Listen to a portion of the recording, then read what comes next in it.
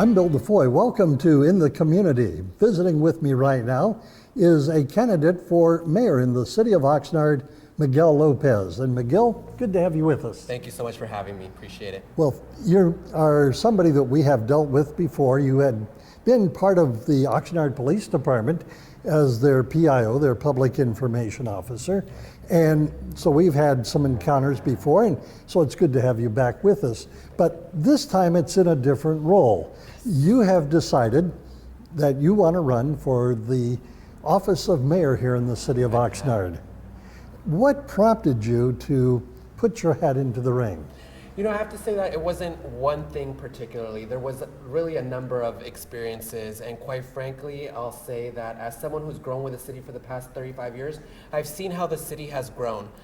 You know, we've evolved from a small town to a small city to a mid-sized city even, and I think that we haven't necessarily been able to keep up, if you will, with that growth. There are a number of challenges that I can draw to from my experience working with the city in a management capacity. You know, my position was really more than just a public information officer. It really was a community affairs manager, really helping to deal with all of the external affairs, not only for the Oxnard Police Department, but really working with, I'll say, stakeholders throughout the community to really try and address some of the challenges that we experienced in a more holistic way. And so for me, I'll tell you this, that when I transitioned back to my previous life in higher education, you know, it was really folks from every corner of the community who were coming up to me, reaching out to me, asking me that now that I wasn't going to be an employee with the city, if I had considered running for office, running for council, or even running for mayor. I'll tell you, it took me aback, but it really resonated with me and reminded me of an experience, and I'll say a piece of advice that a mentor of mine gave me while I was in Washington, D.C. And that was really that, you know, you never know when someone's going to come across one of your finished work products, and that you also never know when people are going to be watching you work, and more importantly, how you work. And I think that that's what really happened in my last 3 years with the Oxnard Police Department, with the city of Oxnard, that we had a number of challenges, you know, and that's nothing that people are not very familiar with. You know, a number of difficult challenges that fractured our community and fractured relations in the city. And what people really respected was my ability to bring different folks to the table, different stakeholders to all be a part of the solution, and really trying to, I'll say, help our community move forward. And so I'm blessed, I'll say in that regard, to have the support of folks from north, south, east, and west, you know, and my ability to really be that cultural straddler, you know, an individual who can work with the business community, with, you know, I'll say the hardworking people of our community. And, you know, I'm really proud of the campaign that we've been able to not only grow and build, and it's really a people-powered campaign for change. That is wonderful. Now, as you reflect on what you have just spoken about, what would be your, let's say, your top 3 concerns for the city of Oxnard? You know, there's a number of challenges that we have. First and foremost, you know, we're able to look, quite frankly, at public safety. You know, after 18 years of decreasing crime throughout the city, the last 4 years we've actually seen an increase of crime to 67%. You know, and at the same time, I would not want to be misleading to folks watching this at home, but quite frankly, there have been a number of changes at the state level, quite frankly, laws that have been put in place that did serve as a threat to our public safety. But when that was the case, I think that it was very short-sighted of our leadership here in the city to eliminate 18 sworn full-time positions, which is equivalent to 720 hours of active policing and crime prevention work, as well as over 20 critical civilian staff positions that support our officers. So that's number one, to really reprioritize the focus on public safety. Because I'll tell you what, people at home are feeling that increase of 67%. Businesses are feeling the increase of crime at 67%. And if our businesses do not feel safe, if our families do not feel safe, if we do not feel safe letting our children out in our community, then I say we can do better. Second, I'll say economic development. Again, what I'm hearing from folks in the business community that I've had the opportunity to speak with is that, you know, the climate throughout the city simply is not one that is friendly or even supportive of businesses. And we really need to change that, because I'll tell you what, when businesses succeed, Oxnard will succeed. And the reason for that is that that's where we really get our tax revenue and our funding to really support our services throughout the city. So that's number two, really working with the Oxnard Chamber of Commerce, the Economic Development Corporation of Oxnard, to really not only attract new businesses, but also support the businesses that we have right now. So that'd be number two. And third and final, I will say, is to really restore what is trust and leadership in the office of the mayor and throughout City Hall. At present, we have over 150 vacancies throughout the city. Those 150 vacancies are actually over 7,600 hours of public services that are not being delivered to residents and people throughout the community per week. And so those are the three things that we really need to focus on immediately. Well, with your passion for the city of Oxnard, and especially with that many vacancies there at the city hall to help people deal with everyday issues that might come up, it would seem to me that the red tape just grows, you know, proportionally. It really does, because it stifles, I'll say it stifles, you know, our productivity, it stifles our efficiency, and it stifles the work that needs to be done. I'll tell you that residents throughout the community are frustrated. They're frustrated that it takes so long to receive, you know, a call for service, whether it's for the maintenance of our parks, whether it's to address, you know, a crack on our sidewalks. All of these things are the basic fundamentals of what a city should be providing for its community, and you really begin to, you know, I'll say create a backlog, and we need to really put people in places to be able to really drive our city forward and support not only, like I said, residents, but everyone in this community to help our community, I will say, you know, really perform a lot more effective, a lot more efficient, and better serve our residents. All right, so you've outlined the top three concerns. Yes. So, as mayor, how would you address those top three concerns? Well, first of all, I think, you know, at the State of the City that the mayor held a couple weeks ago with that INCO hosted, you know, he was quick to mention that one of the 4 priority areas for the city was economic development. You know, and just to draw a little bit of distinction and differentiation between our stances, you know, the city currently has 1 full-time person to really drive the economic development for our city forward, with absolutely no administrative support, just 1 full-time person. I remember growing up as a child, it used to take 3 of us, my father, my brother, and I, simply to do our gardening and maintain our front and backyard.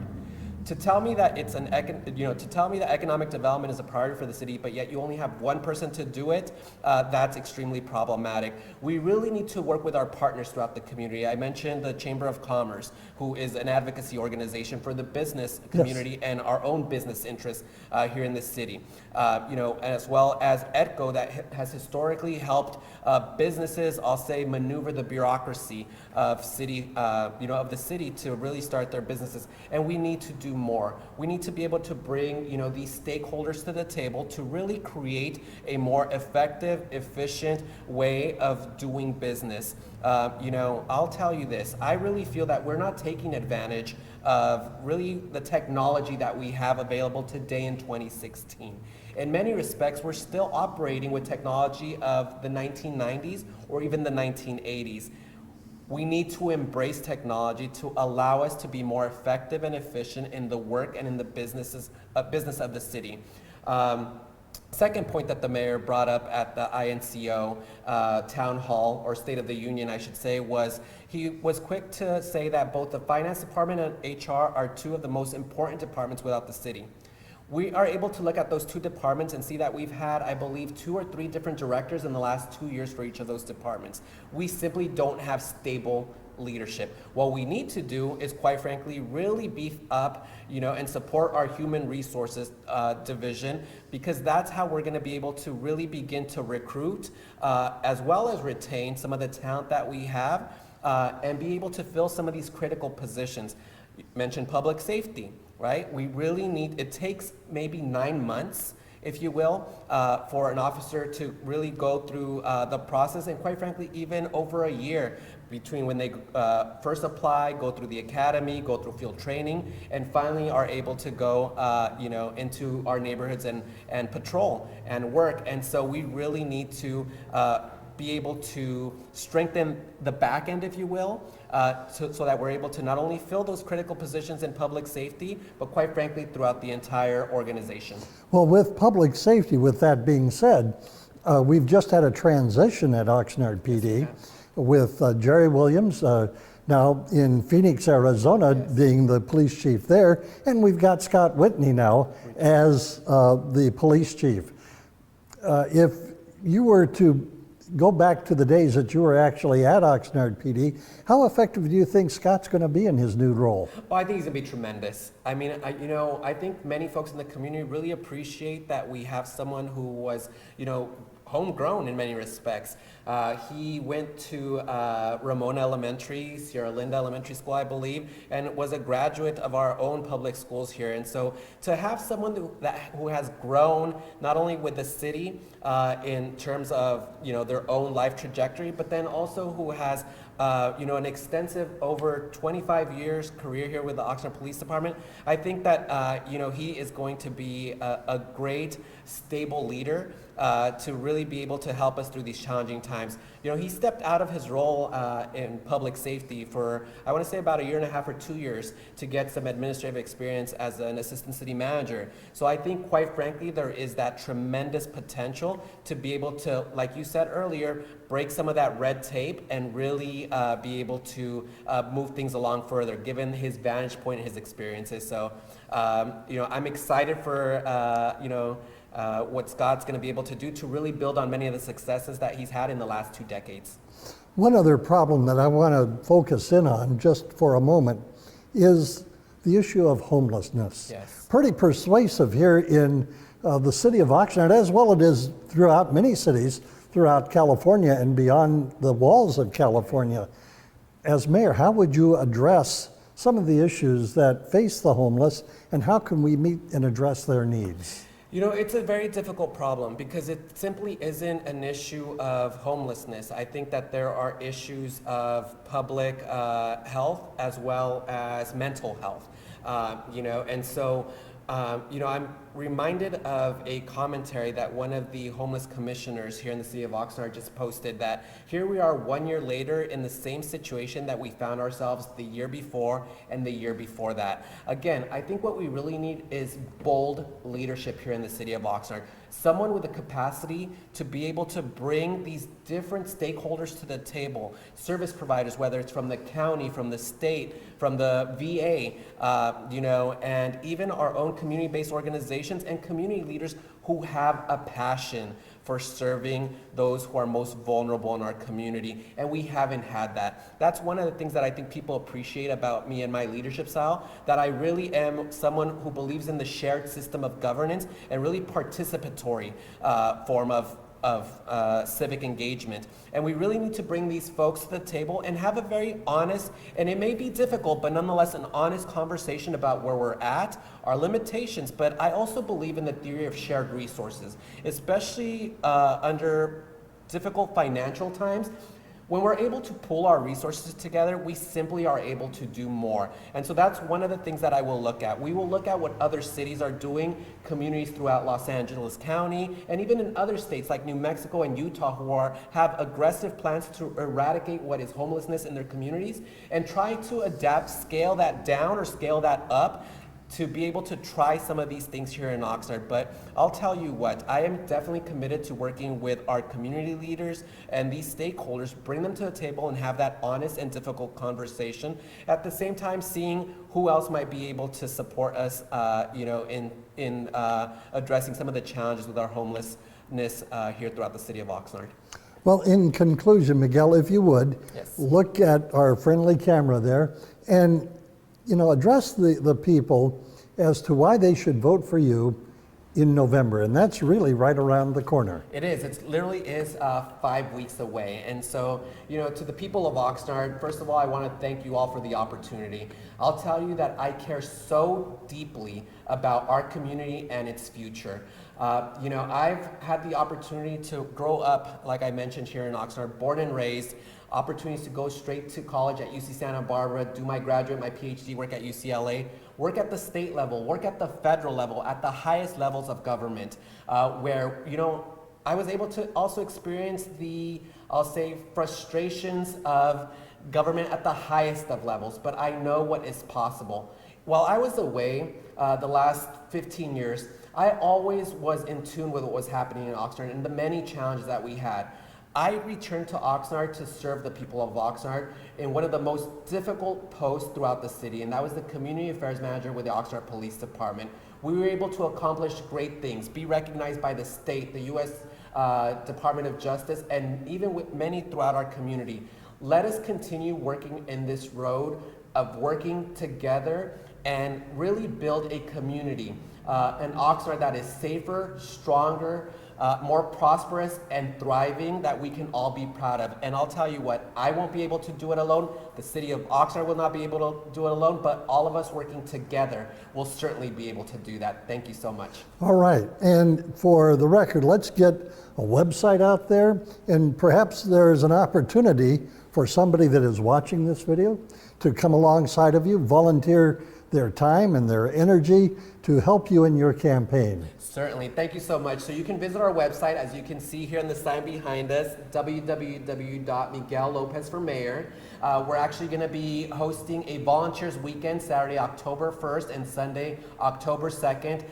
You can stop by our campaign headquarters office right here located in the heart of Oxnard, downtown on the corner of C and 3rd. And you can stop by any day. We're here all afternoon and into the evening hours. And I'll tell you what, this is one people-powered campaign for change that has only grown, and working together, we will be able to be victorious. I ask for your voice, I ask for your vigilance for victory on November 8th. Thank you so much. All right, Miguel Lopez, and I'm Bill DeFoi. You've been watching In the Community, a production of the Heritage Media Group.